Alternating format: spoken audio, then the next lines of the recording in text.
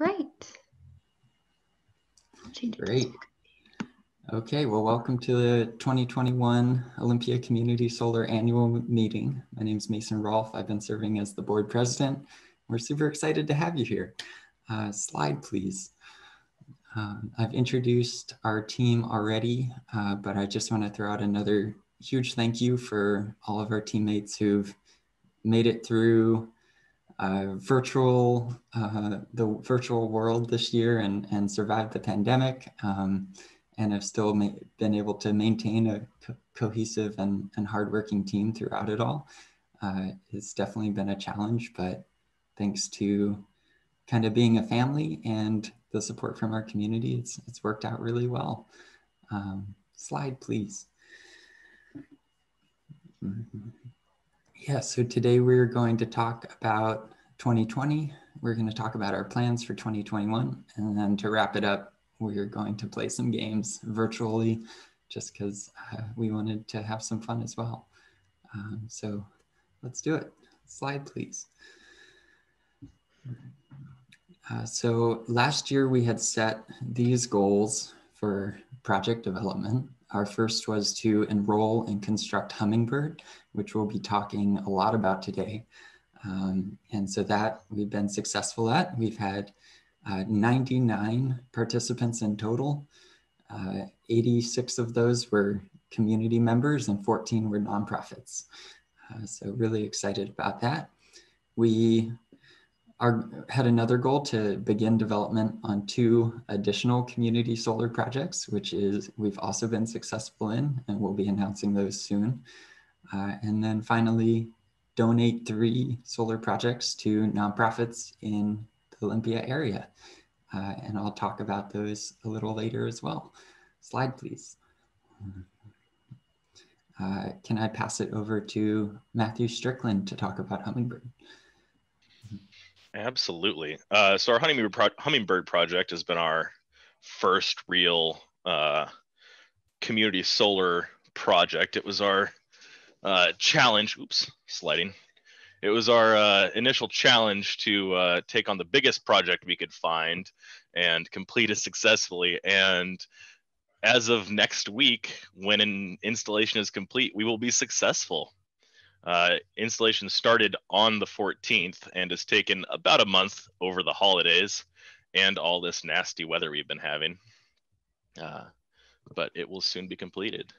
It is, it's been a challenge to discover all of the aspects of it for community, from education to making it affordable for everybody to be able to join, but we were able to reach all of those goals and really give more access to those without the ability to access it in another way. Next slide. All of these are our nonprofit participants. One of the ones that I would like to highlight is Salmon Defense, just because I find that really interesting. Their mission is to protect and defend Pacific Northwest salmon and salmon habitat. They were established back in 2003, and one of their founding members was Billy Frank Jr. So it's really kind of wonderful to be able to help them out with this and see the nonprofit community benefiting from other nonprofits. It just kind of highlights exactly what we're trying to do. Next slide. So this slide highlights where all of the money for Hummingbird kind of went and came from. Our participants beat our donations, but grants overall were really successful in making our project possible. The blue section there under donations is how much Hummingbird got put to the Hands-on Children's Museum. So you can see that they're already receiving a giant benefit from this project, even before the system gets donated to them. Next slide. This slide's more about transparency of where all the funds went. Total equipment also includes things like labor and media and stuff. So that's just all about transparency. And with the next slide, I'm going to pass it over to Mason because he loves to talk about all of these people, as you've already heard. Yeah. So really the community aspect of this is not just the ownership, it's really the people who've made it possible. And I like to say when talking to folks about the project that every different piece of the project has come with a different person, whether that's been just making a partnership with the Children's Museum and the city to get the lease in place, whether that's been assessing the viability of putting solar on the building, which South Sun Solar helped out with, or our solar contractors and our solar, to the lawyers and the grant funders, and some of the business support that we received. The Port of Olympia really came in a huge way, along with the Olympia Food Co-op. So yeah, I just wanted to throw out a thank you to all of the folks on this list for putting their own little maybe spice in the soup that became Hummingbird. So yeah, there are not enough thank yous today to cover everyone, but I definitely want to throw it out there. So yeah, I'll also mention Jenna Mason Media, our lawyers, Smith and Dietrich. PSE has been a great partner. And then there are a whole group of people who've done community solar in other places around the state who provided sample documentation and lessons learned, like Alan Chessman, Joe Dietz, Kevin Moss, and Rich Phillips. And I want to thank Thad, who's on the call, for your wonderful feedback to our documentation and stuff. You really came through, so I appreciate that. Yeah, slide please. And I think I'm taking over. Yeah. So let's talk about some of the successful projects we had this past year. We installed solar on Homes First and Media Island, and then we've applied for funding for Merritt Manor, and that's still pending, but we're really hopeful. Hopefully announcing it here today isn't jinxing us. But slide, please. Let's talk about these projects. So Homes First is a low-income housing provider. They have about 50 homes around Thurston County. Thanks to Puget Sound Energy's community support grant, we funded 2 installations on 2 of their homes. In total, about 19 kilowatts of solar energy. In total, that funds raised were $44K, and we reduced the home's energy burdens by about half. So the term energy burden is a really important one in the work we do. It's the percent of someone's annual income that they spend on energy. And in this case, I think we're referring to how much of their total consumption we've covered. But the idea really is that these are low-income occupied homes. Low-income folks spend a much larger percentage of their income on energy than even middle-income people do. So really reducing that energy burden is going to be huge. So partnering with Homes First has been amazing, and we're going to install more projects on their houses in this coming year. Slide, please. We were really proud and honored to work with Media Island International as well. We grant funded a 9.6 kilowatt system for their roof, and it'll cover about 74% of their energy burden. That should be one household. Media Island is a Black-led cultural, educational, and networking center. And so really, in addition to just clean energy powering them, we felt that this work was really important to do with all the social justice things happening this year. So a special thank you to Shauna Hawk for working with us. And this project will be installed February 15th. So it is coming soon. Slide, please. And this one I'm really excited about, the things that are coming up. So first off, we've partnered with Quixote Village, which is a tiny home village out in West Olympia. They have 30 of these little tiny homes and a common house, and we are going to try to put solar on them all. So really excited to start that grant writing process. We've also assessed 3 more Homes First locations, and this morning our board approved spending for installing the first of those 3 installations. So really stoked to get that moving. And then the third big nonprofit project we have going this year, slide please, is on Merritt Manor. Merritt Manor is a 82 unit affordable housing complex. It's built in East Olympia, and we are going to put a massive solar array on their roof, pending funding from the Department of Commerce. It's 321 solar panels between 2 different points of interconnection. So it's technically 2 solar projects. If it were 1, it would be larger than Hummingbird. So really excited about it. And I throw out a thank you to Glenn Wells, the building owners, Soft Sound Solar, the installer, Reliable Electric, who will help us with the metering infrastructure so that all the tenants can see savings from the array. And also a thank you to the tenants. We did a lot of work on the ground to get their consent and their input into the decision to install solar. And they've been overwhelmingly and unanimously supportive of doing it. So really excited. And here's what it's going to look like. Slide, please. Yeah, super freaking cool, isn't it? I'm excited.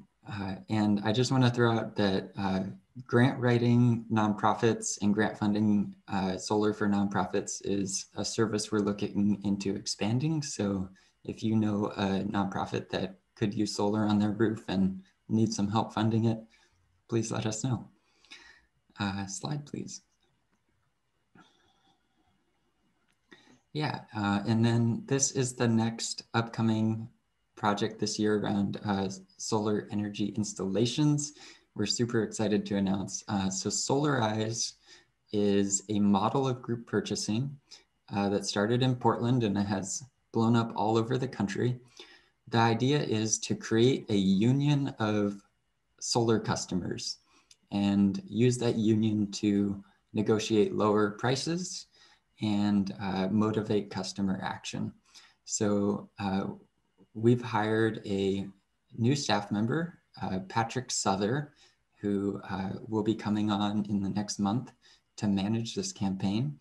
And the goal will be to sign up 50 Thurston County homes and small businesses and have them go in together on a bulk purchase. So we think we can reduce the overall price of installations by 10 to 20% over market rates by doing that bulk contract and by supporting the solar installer in finding leads. So really excited about that. That'll be launching soon. Right now we've invited local installers to submit proposals to us. And if you're interested in helping us pick which installer will be the contractor there, please let us know. We'd love to have you on the selection committee. I think that's all I want to say about Solarize. Slide, please. Yeah, and now for education, I'm going to pass it over to Katrina. Hi, everyone. Stop me if you can't hear me. My name is Katrina Taylor, and I am the secretary on the board, and I'm also a professor of sustainability and political science at Tacoma Community College.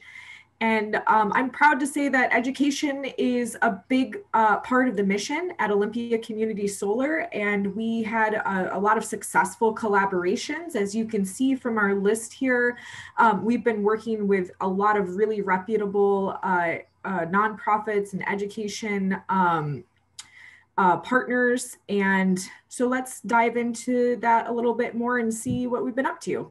Slide, please. On the left here, you can see Ari and Matt Strickland and Mason at the Hands-On Children's Museum for Solar Days, where we had some solar-powered cars for the kids to play with, all done COVID safe, of course, and also available for future events. We've been installing our infographic posters on the installations of solar panels that in places where solar is. So we've done it at the Olympia City Hall.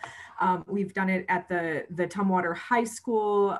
We've done it at the Pear Blossom Place, which I think is on the next slide. And then also some outreach at the farmers market. Again, keeping it safe in the COVID times, but doing our best to reach out to folks. Next slide, please. On top of the good work we've been doing with actually putting up displays and talking to the community, we've been partnering with the Pacific Education Institute to actually give presentations to educators themselves, who then use that knowledge to develop climate education in what's called the Climb Time program. And so there were two presentations, one on community solar, and then you can see the title page for the community solar energy equity and climate justice presentation, because we've been, the Pacific Education Institute saw what we were doing as a really good opportunity to expand the understanding of just transition, energy equity, and climate justice. And then you can see a couple of those displays. And then Mason talking through the Sustainability Prison Project. And I'm sorry, I can't remember the name of the prison, Mason, but you were there before COVID, and big kudos there. And we'll be continuing to develop those relationships and opportunities. And I think that's the end of my slides, but let's go to the next one and see if I'm handing it off here. Next slide.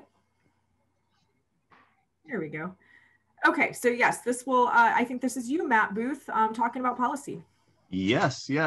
So we've had an exciting year or year plus in terms of policy. Last year, we were able to run a House bill and be very successful with it. For those of you that weren't really following along, we introduced House Bill 2248 with Representative Dolio, the former representative for Olympia. This was a remarkably successful bill, minus the whole pandemic that kind of threw some things off. But pretty much what this bill did was create a viable climate for like more of a statewide implementation of community solar. Current policy isn't the best for doing what we do. So we wanted to create a more steady field. And one thing that we found was there was actually a demand to put a little bit of money in it and create a low income program. During the first round of budgeting talks, we were able to find $20 million for this program, which was absolutely fantastic. We actually got it through both the House and Senate on the strongest line of any climate policy ever in the state of Washington.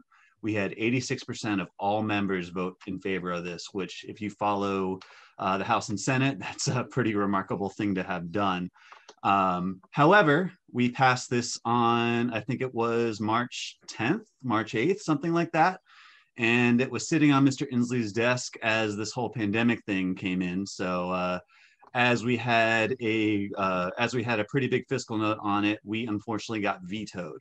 That didn't mean our policy was bad. This was incredibly workshopped. We had stakeholders all over the map on this, and I'd like to thank Mason for being there. I was also pretty involved with this. It was just a bad place, or the bad place at the wrong time.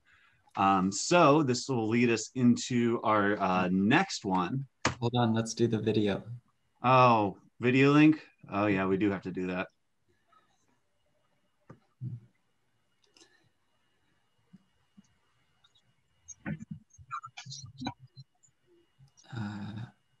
Audio? Can you not hear it? No audio. It's okay. Oh, well, he says the question before the floor is the final passage of House Bill 2248. Open the roll call. Roll call is open. And thank you, Representative Lovick, for that. We appreciate it. 88 to 10. Final passage of House Bill 2248. Passes the floor. We managed to get 22 co-sponsors on this bill, which was pretty darn good in terms of climate legislation. Our first co-sponsor was actually Representative DeBolt, who was a leader in the Republican caucus. So we were really glad to have strong bipartisan support on that. And his floor speech was excellent. If anybody wants to go back and find that one on TVW. But I think we're ready for the next one because we're not done yet. So, and I believe our prime sponsor is here today, Representative Bateman, the wonderful new representative from the 22nd District. Congratulations. But we have reintroduced this policy with a couple of structural changes this year. We are still asking for a comprehensive program. We're just not asking for as much money this time around. In fact, we're not really asking for any money. We're just asking for policy shifts. This is going to be House Bill 1046, which will be heard for the first time on Tuesday morning at 8 o'clock. If anybody wants to watch the riveting Energy Committee on TVW, it's going to be great viewing.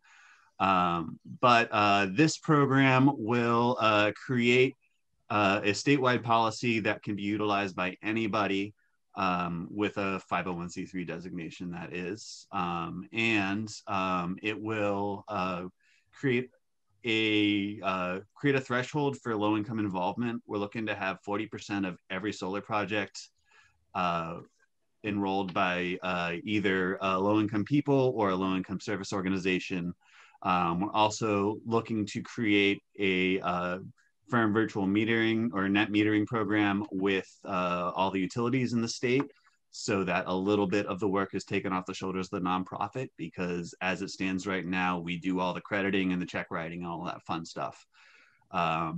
And we're hoping to get this through. It's going to be an interesting session to see what happens, but we already had strong movement from all the stakeholders last year. So we're hoping to keep those conversations going and come up with a workable policy.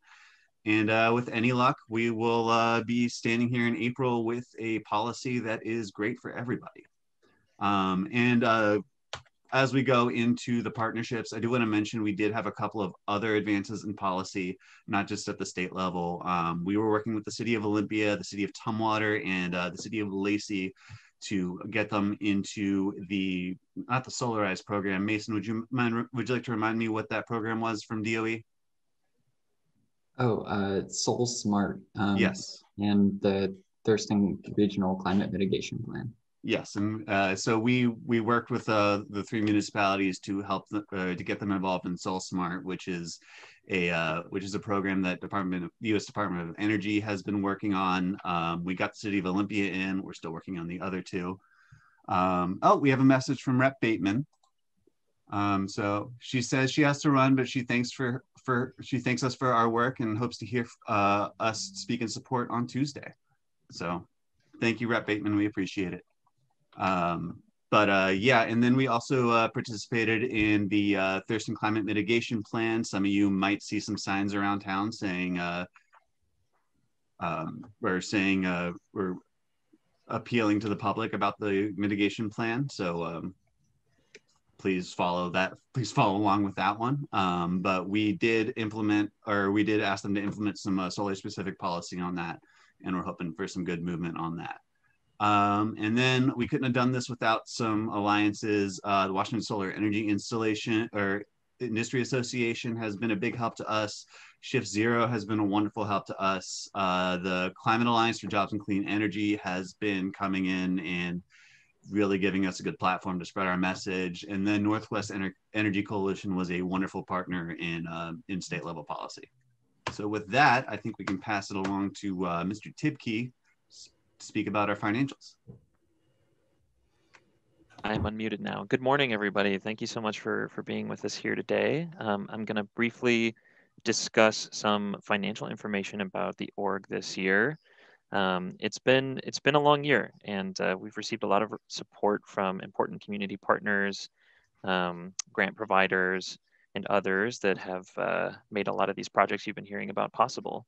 So I think some of these figures here on the slide are relatively self-explanatory. We just have a brief overview of our ins and outs and cash in hand for the previous year as of January, And for the current year, as projected from January into 2021, we were able to fortunately adopt a budget very, very recently, actually. So we're looking forward to getting some of these projects up and running. Last year was a bit of an interesting year for us because we were working on the Hummingbird project. It consumed the majority of our not only time, but also revenues as well. So we have some very large cash in, cash out figures for that, mostly going out to Hummingbird development costs, general operations, as well as a bit for our policy program development as well. Into the next year, we're going to be looking at primary income, especially at the beginning of the year, from project development fees on Hummingbird, as well as solarized programs, and of course, continuing to apply for grants and donation campaigns as well. So next slide, please, Ari.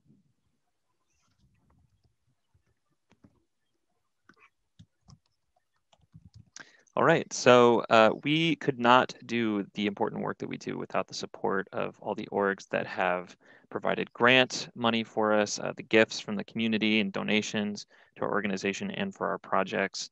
One particular org I want to shout out as well is Thurston Strong, which is our Connection for CARES Act money in the previous year during the COVID pandemic, which of course has been challenging for organizations all over the country and the world, frankly.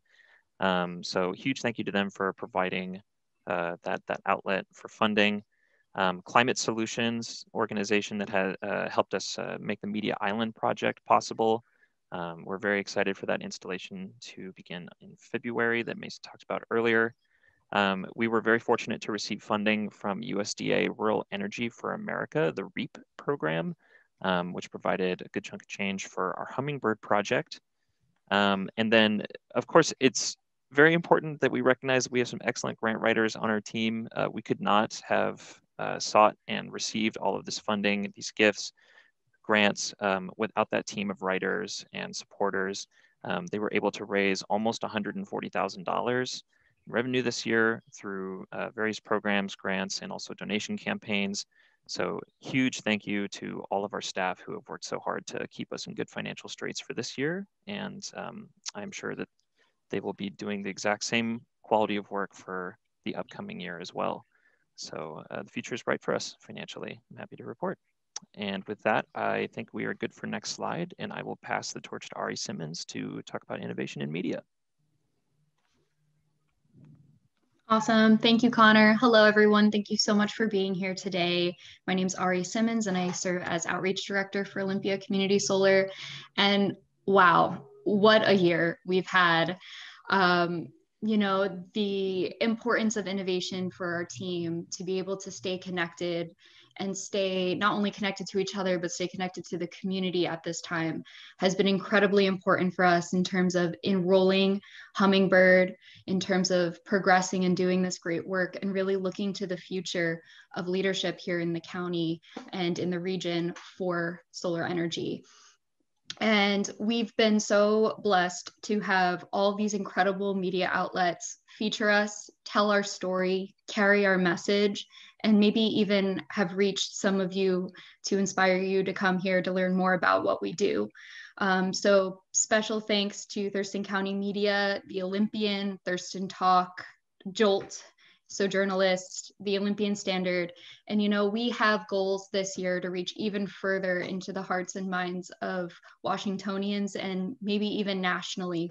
What we're doing with Hummingbird, what we're doing as a team is really special and is modelable and can definitely, you know, I think impact the state and the region even further. So we're really excited and truly blessed to have an innovative team. One of the ways that we've innovated this year is via our website.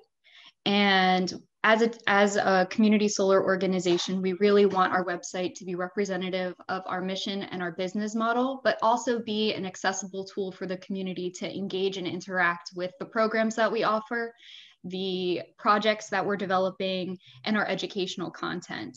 And a big thank you to Eric Sopper of Clarity Business Design for making our website a functional tool that was really critical for enrolling the Hummingbird project this year. We moved to an all online enrollment process that was super easy for folks to purchase units, engage with our projects, and we're looking forward to advancing our website and our media capabilities this year. Another really important and special thank you to Jenna Mason Media, who is on this call. Jenna, you have been absolutely incredible right from the start of Olympia Community Solar, from our very first little short videos explaining what community solar is, to envisioning a documentation process for our Hummingbird Community Solar Project. A lot of the incredible media and photos that you're seeing today are her photos that she took for our Hummingbird project, like this beautiful installation action photo on the roof of the Hands-On Children's Museum. And truly, our work would not be the same without you and without all of the incredible images and videos that you've created for us. Here at Olympia Community Solar, content is key, not only showing and highlighting what we're doing in the community, but also engaging the community in what's being done regionally and nationally. So if you haven't liked or followed us on Facebook or Instagram, I highly recommend that you do. We share key industry information that keeps our community knowledgeable about what's going on and excited about the advancements of solar energy. And as you can see, the momentum behind solar, especially the kind of solar that we're working on, is growing. And so is our attention on social media. This year, we've had an additional 160 likes or 160 follows on Instagram and over 100 follows and likes on Facebook. So we're hoping to continue to grow our social media presence and really create community on social media and through our work. And you know, our work and our successes are largely due to the incredible contributions of our community. We can't do this work without you, especially during times that are so incredibly uncertain.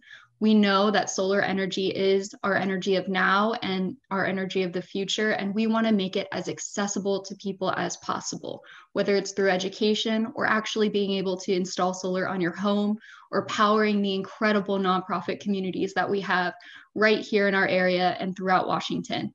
And in order to do that, we're still in a system that's, you know, largely entrenched in capital. And I know we want to change that, a lot of us on the call.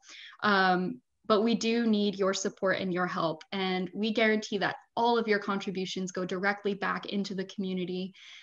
They serve us at Olympia Community Solar so that we're able to sustain ourselves in a healthy way to do the work.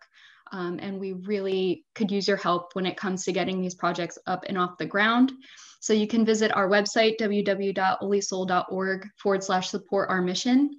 And thank you to everyone who's contributed in any kind of way to our work this year. We're so incredibly appreciative. We would have not been as successful this year without you, and we encourage you to continue your support. And with donations, we also have special limited edition Hummingbird merchandise available for your purchase. And of course, all of the contributions from purchasing merch goes directly back into our organization as a form of a donation. And who wouldn't want to rock Solar is Progress on a hoodie, sweatshirt, or face mask? So yeah, please visit our link that we'll provide for you in wherever we're posting this and purchase some merch. And of course, wrapping everything up, we've had a really incredible year. We are continuously advancing our organization in new and innovative ways, really centering education, policy, and project development in equity and in accessibility. And we really hope that you reach out to us with any questions or comments that you might have, any ideas going into next year for what you want to see in the community. and of course, join some of our awesome events. So we will be having a Hummingbird ribbon cutting, which will be a virtual event in early February. We also have Jenna Mason Media's and Real Jazz Media's production of documenting Hummingbird, premiering sometime in February. So keep an eye out for that, as well as our Solarize Thurston campaign going live in April. So we have lots of exciting things coming up, and we hope that you will be a part of it. Thank you so much for joining.